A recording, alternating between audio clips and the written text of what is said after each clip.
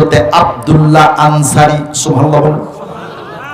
এই সাহাবী আযান দেওয়ার পরে কোনদিন সবার আগে মসজিদে ঢুকতে পারে নাই, কিন্তু সাহাবী একটি মাস পর্যন্ত শুধু মুয়াজ্জিন যখন ইকামত দেন শুধু ফরজ নামাজে গিয়া শরীক হন। সুবহানাল্লাহ বলেন। মুসলমান ভাইরা আমার, হযরত আব্দুল্লাহ আনসারী ফরজ নামাজে শুধু অংশগ্রহণ করেন। একদিন হযরতে ওমর ফারুক রাদিয়াল্লাহু তাআলা আনহু তার কাপড়ের কানি টেনে ধরে বলল, কি রে যুবক, শুধু ফরজ নামাজ পড়ে চলে যাও, নবীজির মুখের বয়ান তো তুমি শোনো না, নবীজির কথাগুলো শোনার জন্য একটু বসো না, এবং নফল পড়ো না, ওয়াজিব পড়ো না, সুন্নত পড়ো না, কারণটা কি? যুবক হযরত ওমরের হাতের মধ্য থেকে কাপড়টা টান দিয়া, ঝ্যাংটা টান দিয়া ছুড়িয়ে নিয়ে বাড়ির দিকে দৌড় দিলেন। সুবহানাল্লাহ বলেন। বাড়িতে যায়, আবার যখন আসরের সময় হয় দৌড়ে এসে শুধু ফরজ নামাজটা জামাতে পড়ে আবার দৌড় দেয়। এরকম 1 সপ্তাহ, 2 সপ্তাহ, 3 সপ্তাহ, 1 মাস যখন চলে যায়, সাহাবায়ে কিরাম কমপ্লেইন করলেন, ইয়া রাসূলুল্লাহ, এই যুবকটি হয়তো বা মুনাফিক হয়ে গিয়েছে, কোনো কিছুই শোনে না, ওয়াজও শোনে না, আপনার কোন কথাও শুনতে চায় না, শুধু ফরজ নামাজ মসজিদে পড়ে আর দৌড়তে বাড়িতে যায়। আল্লাহর নবী গো, মনে হয় এই মদিনার আনসার যুবকটি মনে হয় মুনাফিক হয়ে গেছে। জোরে কর নাউজুবিল্লাহ। আল্লাহর নবী সাহাবায়ে কিরামের কথায় কান দিতেন না। আমরা যেমন সমাজে এক শ্রেণীর মানুষ আছে, কেউ যদি কয় তোমার কানটা কাক নিয়ে চলে গেল, তাই রওনা, চলবেন ঠিক কিনা? কিন্তু নবীজি কারোর কথায় কান দেন না, কোন সাহাবীর কথায় তিনি সাড়া দেন না, যতক্ষণ পর্যন্ত আল্লাহর পক্ষ থেকে ওহী নাজিল না হতো, কোন সিদ্ধান্ত না আসতো, ততক্ষণ পর্যন্ত নবীজি কোনো কিছুই করতেন না। সুবহানাল্লাহ বলেন।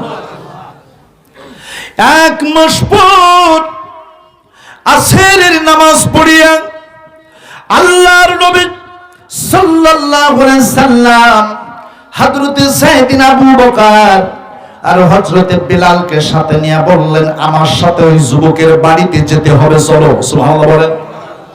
দিনের নবী, রহমতের নবী 1 পা 2 পা করিয়া 2 জন সাহাবীকে সঙ্গে করে নিয়া আব্দুল্লাহ আনসারীর বাড়ির দরজায় গিয়া সালাম দিলেন, কিন্তু ফাতেমার মতো একই অবস্থা, ভিতর থেকে সালামের কোনো উত্তর নাই। সুবহানাল্লাহ বলেন। নবীজি 1 বার 2 বার 3 বার সালাম দেওয়ার পরে ফিরে আসতেছেন, কিছুক্ষণ পরেই মসজিদ পেয়ে যাবেন। বাড়ি আর মসজিদের মাঝামাঝি রাস্তার প্রতিমধ্যে ওই যুবক সাহাবী পিছন দিক থেকে দৌড়ে দৌড়ে এসে নবীজির পা কদম মোবারকের উপর পড়ে গিয়েছে। কোন সুবহানাল্লাহ। বিরক্ত হচ্ছেন নাকি? কদম মোবারকের উপর পড়ে গিয়েছেন, কান্না শুরু করে দিয়েছেন। আল্লাহর নবী বলেন, কে রে আব্দুল্লাহ, কি হয়েছে তোমার? তোমার বাসায় দরজায় গিয়ে আমি নবীজি নিজে সালাম করলাম, কিন্তু একটু শব্দ আওয়াজ নাই। সাহাবী বললেন, আল্লাহর নবী, প্রথমে একটি কথা আমি জানতে চাই, আপনি দয়া করে বলেন, আমি আব্দুল্লাহর নামে মুনাফিকের কোন আয়াত নাজিল হয়েছে কিনা? আল্লাহর নবী বলেন, আব্দুল্লাহ, এখনো পর্যন্ত তোমার ব্যাপারে কোন আয়াতে কারিমা নাজিল হয় নাই। সুবহানাল্লাহ। হযরত আব্দুল্লাহ বলেন, হুজুর, আপনি সালাম দিয়েছেন, আমি আপনার সাহাবী, অথচ আমি আপনার সালামের উত্তরটা জোরেও দিতে পারি নাই, কাছেও আসতে পারি নাই, বেয়াদবি মাফ করে দেন। আল্লাহর নবী, তিনি তো রহমতের নবী, দয়ার নবী, মায়ার নবী, উম্মতের কান্ডারি। বললেন, আব্দুল্লাহ দাঁড়াও, তোমার কি সমস্যা আমার বলো। আব্দুল্লাহ বলেন, হুজুর গো, আমি যখন কূপের মধ্যে ছিলাম, আমার পরনে একটা ছেঁড়া পাটি, আমি কূপ থেকে উঠে এসে আপনার সামনে হাজির হতে পারি নাই। আর আমার বিবি, তিনি নামাজরত ছিলেন, আমার বিবি নামাজ সমাপ্ত করার সাথে সাথে বিবির কাপড়টা যখন খুলিয়া আমারে দিয়েছে, আমি ওই কাপড়টা পরে আপনার কাছে হাজির হয়ে আছি। আল্লাহর নবী আজ 1 মাস পর্যন্ত স্বামী স্ত্রী মিলিয়া একটা কাপড়ে নামাজ পড়ি। জোরে কোন সুবহানাল্লাহ। কয় টাকা পড়ে একটু কথা বলেন না, কি হয়েছে? এক কাপড়ে নামাজ পড়ি। এবার বলেন নামাজের ভিতরে মোট কয় ফরজ? নামাজের ভিতরে কয় ফরজ? 6 ফরজ। নামাজের বাহিরে কয় ফরজ? 7 ফরজ। এগুলো কি জানেন না? নামাজের ভিতরে 6 ফরজ, তাকবীরে তাহরিমা বাদা, দাঁড়াইয়া নামাজ পড়া, কিরাত পড়া, রুকু করা, সিজদা করা, আখিরি বৈঠক। সুবহানাল্লাহ। নামাজের বাহিরে 7 ফরজ, শরীর পাক, কাপড় পাক, নামাজের জায়গা পাক, সতর ঢাকা, কিবলামুখী হওয়া, অক্ত মতো নামাজ পড়া কি? তাও তো ব্যাপার না, কি ফরজ? আরো জোরে কোন, একটু মুখটা খোলেন, ভয় নাই, বলেন ফরজ। ইন্নাস সালাতা কানাত আলাল মুমিনিনা কিতাবাম মাওকুতা। আল্লাহ পাক বললেন নির্ধারিত সময় মুমিনের উপর 5 ওয়াক্ত নামাজ ফরজ করা হয়েছে। জোরে কোন সুবহানাল্লাহ। মুসলমান, মসজিদে আযান হওয়ার পরে আল্লাহর কোন বান্দা যদি জরুরত দেখায়া যদি মসজিদে না গিয়া নিজের ঘরে একা একা নামাজ পড়ে, মাসালা এসেছে ওই নামাজ হবে না। মাগার বারে কোন কারণ বশত ছাড়া মসজিদ পাশে রেখে একা একা ঘরে নামাজ পড়লে নামাজ হবে। তাহলে ফরজ নামাজ মসজিদে পড়া ফরজ। সুবহানাল্লাহ বলেন। হুজুর গো, আমি আব্দুল্লাহ শুধু ফরজ নামাজ পড়ে এসে আমার কাপড়টা খুলে দিলে বিবি সেই ফরজ নামাজ আবার আদায় করে। সুবহানাল্লাহ বলেন।